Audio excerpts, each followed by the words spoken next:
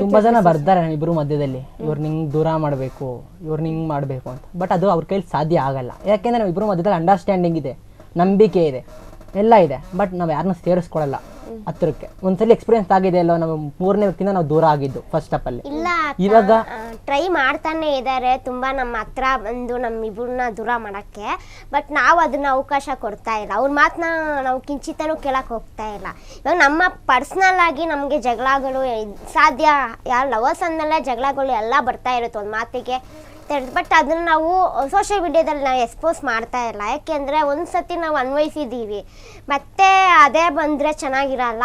ಮತ್ತು ಇನ್ನೊಂದು ನನ್ನನ್ನು ಕಳ್ಕೊಳ್ಳೋಕ್ಕೂ ನಾನು ಇಷ್ಟಪಡೋದಿಲ್ಲ. ಯಾಕೆಂದರೆ ನಾವು ಇಷ್ಟಪಡೋ ವ್ಯಕ್ತಿನ ನಾವು ಬೇರೆಯವ್ರ ಮಾತು ಕೇಳ್ಕೊಂಡು ಕೆಳಗಡೆ ಹಾಕಕ್ಕೆ ನನಗೆ ಇಷ್ಟ ಇಲ್ಲ. ಸೊ ಹಂಗಾಗಿ ನಾನು ಯಾರೇ ನಮ್ಮ ನಡುವೆ ಬಂದರೂ ಮೇನಾಗಿ ನಾನು ಅವ್ರನ್ನ ಇಗ್ನೋರ್ ಮಾಡ್ತಾ ಇದ್ದೀನಿ.